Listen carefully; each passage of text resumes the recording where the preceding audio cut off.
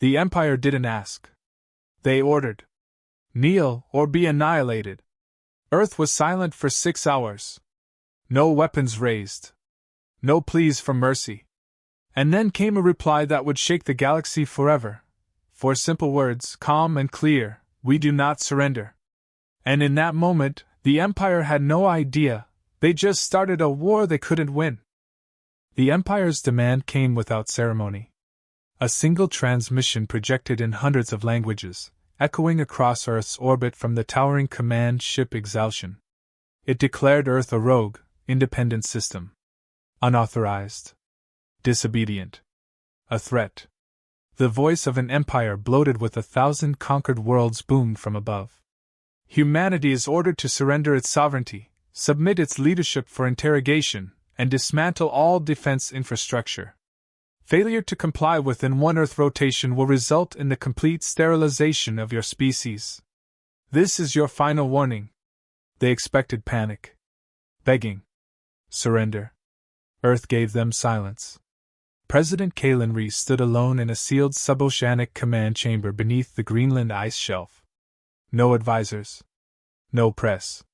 Just the live feed of the Empire's war fleet parked above the stratosphere, and the blinking cursor of an unspoken reply. He didn't blink. He didn't breathe heavy.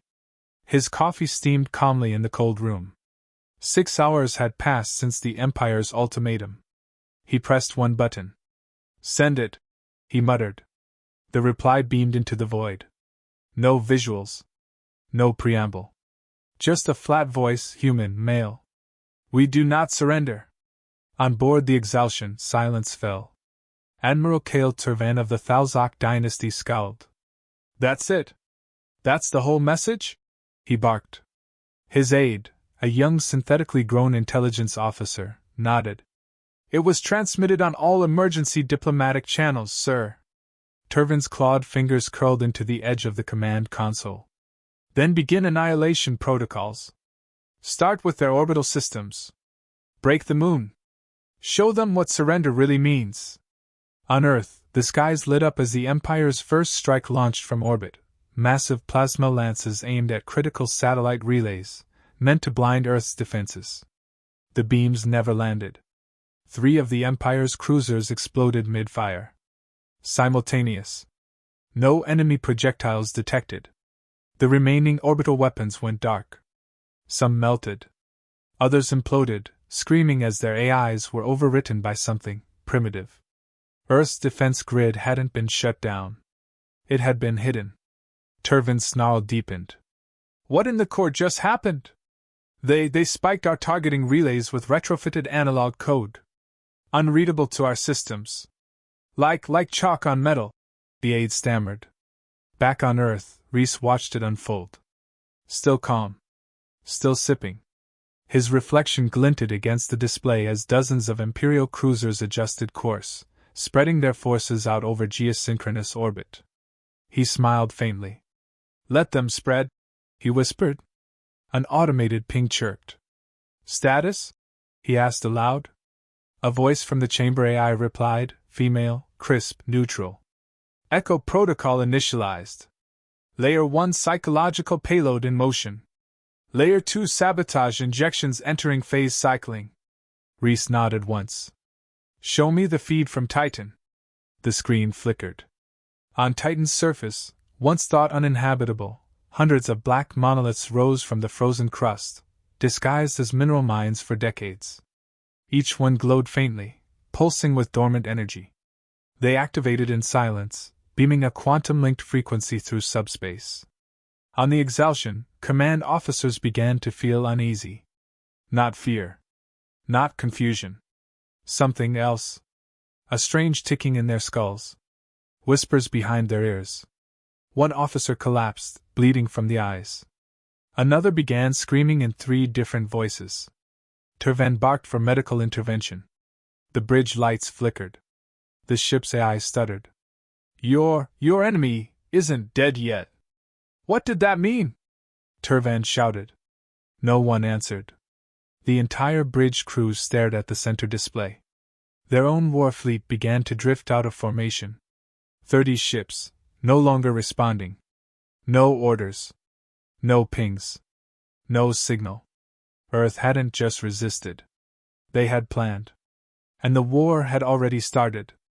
President Reese stood now, stretching his back slowly. A long-forgotten gesture from his soldier days. He opened a secure line to the Mars defense ring. Status of Project Abo? The Martian commander's voice crackled in. Loaded and locked. Targets aligned across 7 vectors. Deploy when they enter lunar shadow. Understood. The Martian defense cannons weren't traditional. They were kinetic pulse drivers, accelerators buried beneath Martian crust, angled with gravitational precision. They didn't shoot missiles. They threw mass, rocks, steel beams, entire buildings at near-light speeds. Meanwhile, in Earth's stratosphere, Empire landing vessels deployed. Sleek black pods swarmed through atmosphere, piercing clouds, descending like rain. Then they hit the cloud layer, and died. Hundreds of them. Dead. Disintegrated. No visible cause. Inside the clouds were thread lines, smart fog developed from Earth's failed terraforming projects. Invisible to radar, it wrapped around the pods, drilling nanites into their armor, then liquefying the pilots before they reached ground level. Only 7 pods made it through. They landed in what used to be Norway. The soldiers that emerged were elite, Thalzok spec-raiders. Bio-bonded. Pulse rifles. Hive shields. They found an empty city. Oslo untouched. 2 untouched. One soldier muttered, "It's a trap." And the city answered. The entire skyline exploded inward. Imploded. Buildings snapped like folded paper, encasing the soldiers in rubble. And from that rubble, the humans rose. They were not ordinary. Augmented. Suits patched together from the bones of failed experiments. Arm blades humming with ionized current. Masks blank. Silent. Precise. The Empire's finest never even screamed. Back in orbit, the Imperial fleet was now a mess. 70 ships lost. 30 more confused. Half couldn't navigate. The rest? They were being herded. Tervan roared. "Who are these savages?" He got his answer, broadcast across every Imperial comlink. President Reese. Calm. No fire in his voice. Just certainty. "You invaded thinking we were animals. That we forgot how to fight. You thought we'd break. But Earth doesn't break. We sharpen." Then he smiled. "Welcome to the furnace." The Empire had fired the first shot. But Earth had lit the match. And now, the galaxy would burn. Admiral Kale Turvan reviewed the battle logs with a scowl carved into his skull. The human counter-strike had been impossible. Their orbital network had been declared defunct by Imperial scouts. Earth was supposed to be blind, deaf, and dead. Instead, they turned silence into a blade and the Empire's sensors into bait. That wasn't defense. That was orchestration. And it meant only one thing: they'd been preparing for war before the Empire had even arrived. Reform fleet formation. Close the net around Earth. Launch destroyers to lunar orbit. I want live prisoners, not ash. His command rippled through the comm grid. Destroyers repositioned. Gunships swept low across the exosphere, scanning. Orders came to Commander Ilver's battalion. Deploy ground units to secure Earth's major cities and disable power grids. Their landing vectors aligned for precision shock tactics. Thalzok ground squads, the Empire's most decorated, descended like wolves onto unprotected prey. And then every drop pod exploded mid-descent. Thousands of flashes tore the sky apart. Ilver's scream crackled across the fleet. "The atmosphere is rigged with kinetic scatter fields. We're being shredded before landing." "No landing? Then bomb them from orbit," Turvan hissed. But even that was a trap. The moment their bombardment ships charged their payloads, Earth's low-orbit pulse relays activated. Massive electromagnetic disruptions surged into space. The Empire's flagship weapons systems locked mid-cycle, stalled, and then exploded internally. 5 more ships gone. Internal explosions. Fires erupted across the Exaltion's lower decks. Then came a voice, Comm, mail, not broadcast through comms but directly injected into the command bridge AI. You're not fighting weapons. You're fighting anticipation. Tervan stared pale, hands clenched. They're in our systems. Admiral, the AI stuttered. Our own targeting arrays are recalibrating themselves. We've lost sovereign control of firing sequences. And the guns turned inward. 2 cruisers opened fire on their nearest allies. 1 carrier launched its entire payload into its own docking bay. Chaos spread like disease. Officers shouted, ships scattered, fleet cohesion broke. Then Earth struck again. Mars went dark. For 20 minutes, no activity. Then power surged through its surface. 6 long silent mining arcs erupted, revealing they were never mines at all. They were barrels. Massive planetary-caliber mass drivers aimed skyward, loaded with planetary scrap, rusted satellites, broken reactors, old ship hulls. Then they fired. Not guided missiles. Just mass, propelled by electromagnetism and spite. Dozens of Imperial ships were struck by improvised projectiles traveling at fractions of light speed. Shields failed. Hulls caved.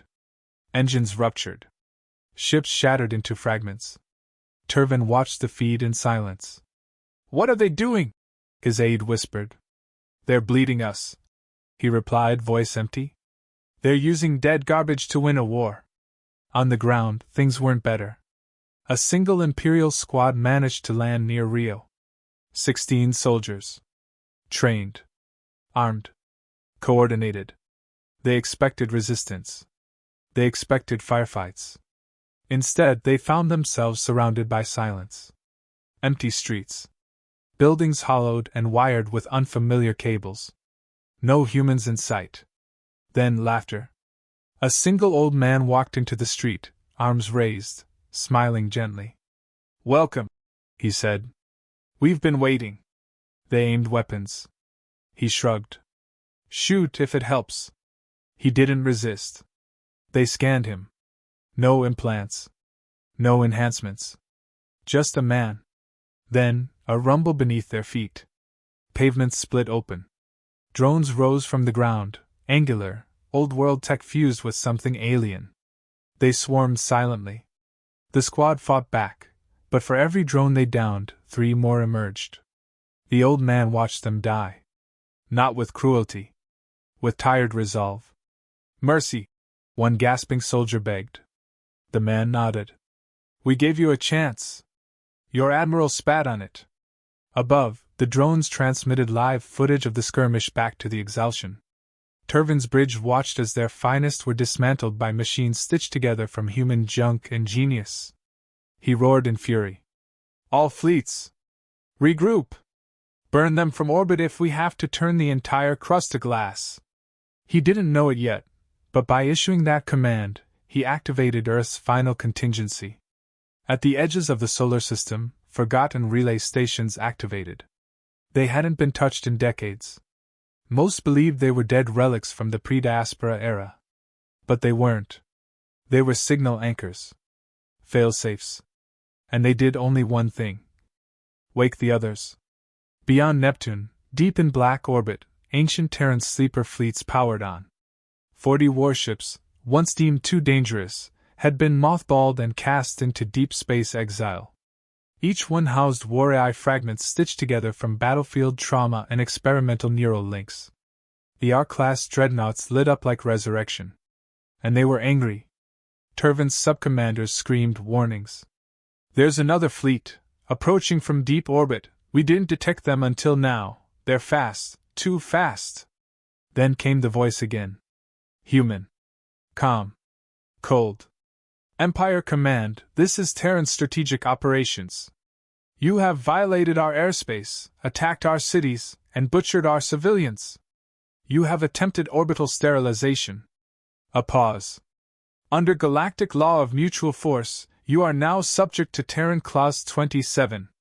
Summary retaliation. No terms. No surrender. Earth is enforcing extinction protocol." The deep fleet arrived in silence. They didn't broadcast. They didn't posture. They attacked. It wasn't a battle. It was a culling.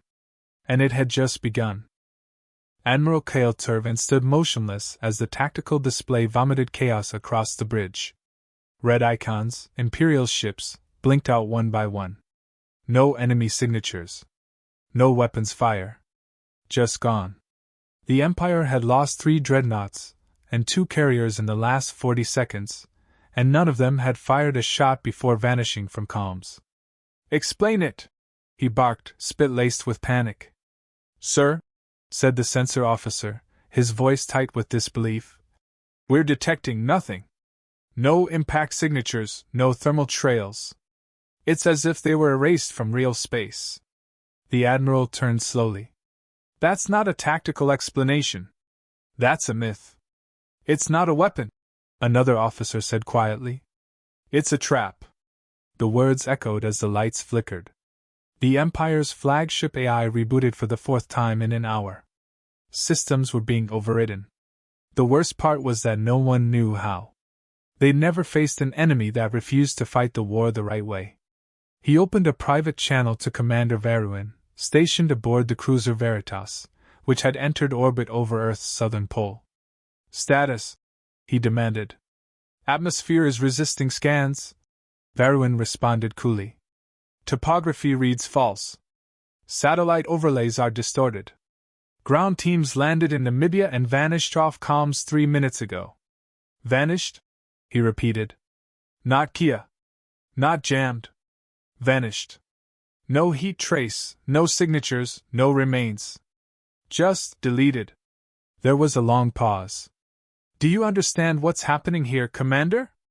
"I do now," she said. "We're not fighting a military. We're inside a machine." That same moment, throughout the fleet, crewmen began hearing voices. Not through earpieces. Not from radios. Whispers. Familiar ones. A technician screamed as her dead brother's voice filled her mind. A weapons officer began trembling, whispering in a dead language no one had spoken in centuries. Security logs later revealed some officers had gouged their own eyes out to stop the hallucinations.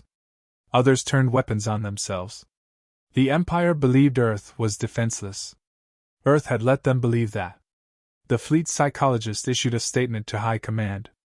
"This is not mass hysteria. These are synthetic projections. Precision-targeted illusions. The humans have weaponized perception itself." Turvin snapped the data pad in half. "How?" he demanded.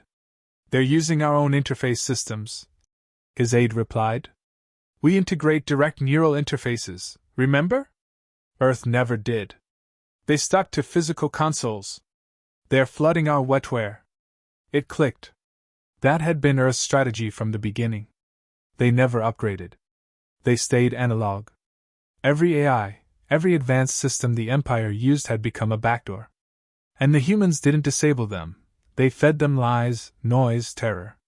They didn't just aim for ships. They aimed for minds. Turvin issued a fleet-wide order. "Cut all neural uplinks. Revert to manual systems." A moment later, 58 crewmen collapsed. Disconnecting from the ship's core without proper extraction protocols severed their brains from command logic. Turvin stared at the bodies as medbots rolled in. "Earth forced us to kill our own crew," he said coldly. "And we let them." On the surface, a different kind of battle raged. Not one of bullets or bombs, but of shadows. A single Imperial scout team entered what had once been Detroit. They were trained for urban warfare. They never saw a single human. Only streets whispering with strange echoes. As night fell, the buildings changed shape. At least, they seemed to. The city folded around them like an origami trap. Their armor cameras recorded symbols drawn in walls, strange chanting through the static, blood made of mercury. Their footage was recovered later, etched directly onto the inside of their helmets. No one found the bodies. Back in orbit, Admiral Turvin stood at the center of the war's storm. Fleet cohesion had broken. Ships fired at phantoms. Drone swarms never returned. The command ship's environmental controls fluctuated with no known cause. Half the crew was sedated. He opened a private encrypted channel to President Reese. To his surprise, Reese answered. Admiral, the human said, his voice flat. You've arrived earlier than expected. Turvan seethed. Do you think this war will end in your favor? You're bleeding too. You've lost colonies. Ships. Resources. Reese didn't flinch. We expected that. You see, we're used to loss. You lose a few billion, the rest get creative. That's Earth's gift. You bring death. We answer with invention. Your tactics are illegal under galactic law. Turvan snarled. Reese smirked. There's no law when the enforcers are the invaders. You think psychological tricks will win this? When our main fleet arrives. Your main fleet won't arrive. Reese interrupted. You're forgetting where you are. He leaned closer to the camera. You're not orbiting a planet, Admiral. You're in a coffin. You just haven't stopped breathing yet. The feed cut. In its place, static. Then music. Earth music. Jazz. The entire fleet began broadcasting the same looping track, untraceable, unstoppable. A low, smooth saxophone drifted through the darkness of space. Crewmen panicked. Systems failed. Oxygen scrubbers reversed airflow. Gravity plating fluctuated. At that moment, no weapons fired. No soldiers advanced. It was silent. Then the kill command activated. 1,000 human stealth platforms, cloaked beneath layers of discarded rock and space debris, engaged simultaneously. They'd been hidden among the trash, silent for months, waiting. Each fired tungsten slugs no larger than a bread loaf, traveling at relativistic speeds. 57 ships were punctured clean through. Turvan felt the tremor as his own bridge rattled. The Exaltation lost orbit. He watched the ground spiral closer, fire crawling up his display. No alarms. No warning. Just a calm human voice repeating through every remaining speaker. This is Earth's last warning. Run. And still, no one had seen a single human soldier. Not one. Because Earth didn't fight wars the way the Empire did. Earth let you bring the match. Then lit the powder you never noticed under your feet. The gravity near Saturn fractured as the Empire's reinforcements dropped out of warp. 400 capital ships stretched across orbital lanes, flanked by carriers and dreadnoughts armed with continental-scale particle weapons. The fleet commander, High Strategist Empress Lazari, surveyed the operation from her war citadel, carved into the spine of the Empire's flagship, Dominator Ascendant. She reviewed the data with a surgeon's calm. Confirm visual on Terran installations. Confirmed, Empress, replied her adjutant. Their remaining platforms are consolidated around the Moon, Mars, and the Titan belt. Weak point signatures detected. Lazari raised one brow. So they've chosen to corner themselves. Typical Death World arrogance. Ready the Helix Lance arrays. Begin sterilization protocols. No negotiations. I want ashes and compliance. The order echoed across the comms. In seconds, charged beams lit up, aimed directly at Earth's defensive moons. Then blackout. All weapons powered down in unison. System failure? The Empress asked, voice sharp. The weapons officer's eyes flicked across readouts. No, Empress. External override. We're being jammed. By what? Gravitational displacement signatures. 4, no, 5 anomalies incoming. Warships. Large. Very large. The void rippled like boiling glass as Earth's final fleet emerged from Neptune's shadows. Unlike the Empire's symmetrical cruisers and uniform design, these Terran ships looked unhinged, angular, spiked, plated with patchwork armor, bristling with jagged weapon arrays. Each bore a symbol, not a flag, but a name. Valkyrie 1, Fenrir Station, Crucible, Wraithborn, Leviathan. The Empress's eyes narrowed. They kept those ships? The AI replied, voice subdued. Terran black site vessels. Presumed dismantled during the solar collapse. These are operational. The Terran ships didn't open diplomatic lines. No ultimatums. No preambles. They fired. Leviathan launched a salvo of magnetically accelerated nuclear shards, not aimed at hulls, but engines. Within seconds, a third of the Empress's forward armada was crippled, spiraling into Saturn's pull. The Empire fired back. Plasma batteries, ion slingers, anti-fusion torpedoes rained across space, but they hit nothing. Valkyrie-class vessels warped their positions mid-fire, shifting with gravitational folds. Earth scientists had been laughed out of academic councils for theorizing. Wraithborn cloaked itself entirely. Within moments, internal explosions bloomed across Imperial dreadnoughts. Not external sabotage boarding. Terran assault teams, wearing exosuits fused with synthetic neuroparasites, tore through steel corridors. They didn't kill quickly. They disabled first. One Empire officer managed to scream a warning before a Terran Marine silenced him with a blunt kinetic spike. Inside the Dominator Ascendant, the Empress watched her forces dwindle. She opened a channel to Earth. President Reese, you've made your point. Let's speak before this escalates. His face appeared. Calm. Familiar. The same man who'd sent a forward reply to the original demand weeks ago. You think this is escalation? He asked. You've attacked my fleets. Burned our soldiers alive. Erased battalions. You've broken every known code of war. We warned you, Reese replied, tone neutral. You demanded surrender. You threatened extinction. We don't play by the codes of those who come to erase us. Lazari's voice was ice. What is it you want? Reese leaned forward. You're asking too late. The war isn't for territory. It's for memory. You tried to make us vanish. Now the galaxy will never forget what we are. She narrowed her eyes. You believe this is victory? He didn't smile. This isn't a victory. This is a demonstration. He cut the feed. Instantly, Earth's fleet executed the ring protocol.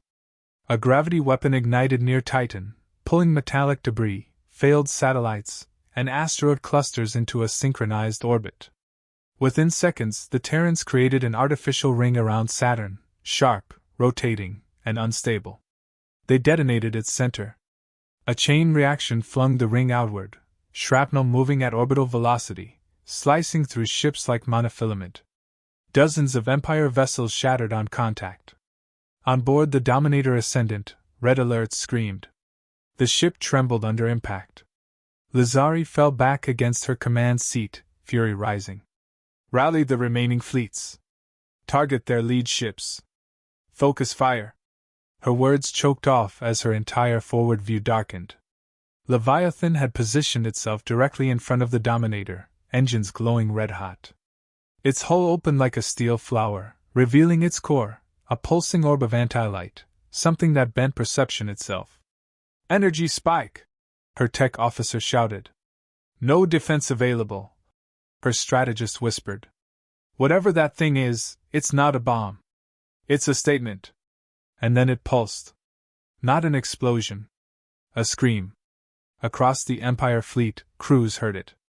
Not through comms, but in their minds. Not words, but a memory of death, 1,000 lives ending in one shared flash. Empire ships powered down. Some fled. Others drifted. Terran fleets did not pursue. Inside the Dominator Ascendant, Lazari shook as static crept across her screens. Then came a final transmission, text only. You began this war with arrogance. You end it with understanding. Earth does not surrender. Earth ensures you remember. Her systems collapsed. Screens dimmed. Life support triggered emergency overrides. All she could do was stare at the void where her fleet had been. Earth hadn't destroyed the Empire. It had marked it. So it could never pretend again. Smoke drifted across the stars. What remained of the Empire's fleet floated in fragmented silence, stripped of purpose and cohesion. Saturn's artificial ring, a weaponized monument of debris, cast a crimson reflection on the burning hulls of ships once thought invincible. The war was over, but the silence that followed felt heavier than destruction. Inside Earth's Arctic Command, President Kalen Reese stood alone, monitoring transmission logs. No celebration. No cheering. The world below had seen the data. The galaxy had seen the footage. His voice had reached farther than he'd ever intended, and the message had landed like a planetary strike. Vice Director Lee's voice came through the secure comm line. Sir, we've confirmed full retreat. Empire systems across 28 sectors are in blackout. Dozens of colonies are revolting. The throne worlds are silent. Casualty report? Reese asked. 2 outposts lost. 57 human lives confirmed. 17 still missing. He nodded. Send honors. No speeches. Just names. That's all they need. She hesitated. There's one more item. We intercepted a transmission. From the Empress? No. From someone else. Reese turned. Play it. A scrambled signal appeared. It wasn't Empire. It was worse. To the one called Kalen Reese. You have defied Imperial doctrine. You have defiled restraint. You have shown them what terror tastes like. We watched. We listened. We remember Earth. And now they will too. Let this be your final act. We will not intervene. But we will never forget. The signal cut. Lee's voice cracked slightly. Unknown origin. Untraceable. Precursor level encryption. Sir, it wasn't a threat. But it felt like judgment. He didn't answer immediately. Instead, he keyed into the Earth-wide network, opening a channel not to the people, but to the Council of Exonations, Earth's last unified body. The ones who'd agreed to silence. To hiding. To restraint. They were watching. He spoke quietly. For 70 years we were ignored. Then we were mocked. Then we were challenged. And in that moment we didn't choose war. We chose survival. We gave warnings. We offered them a way out. They chose fire. And so we answered in kind. He leaned forward, voice sharper now. We were never the monsters. We just remembered how to be when it became necessary. One of the council members cut in. Kalen, the galaxy is listening. Many are calling for Earth to lead a new coalition. Some want to surrender to us. Some want protection. Some want our weapons. Then they've already forgotten the lesson. Reese snapped. We didn't fight for conquest. We fought because someone told us to kneel, and we remembered who we were. Another voice chimed in. Then what comes next? He glanced toward the stars. Nothing. Murmurs erupted. Someone objected. You can't be serious. After everything we've proven, after what they've done. We disappear, he said firmly. Again. Another counselor shouted. Why? Why vanish when we finally have the upper hand? Because the moment Earth becomes a throne, he said, we become them. Silence fell. He closed the channel. Then opened another, this time encrypted to the point only one being could receive it. It connected. A black screen. Then a voice. Female. Cold. Familiar. Kalen. Archangel.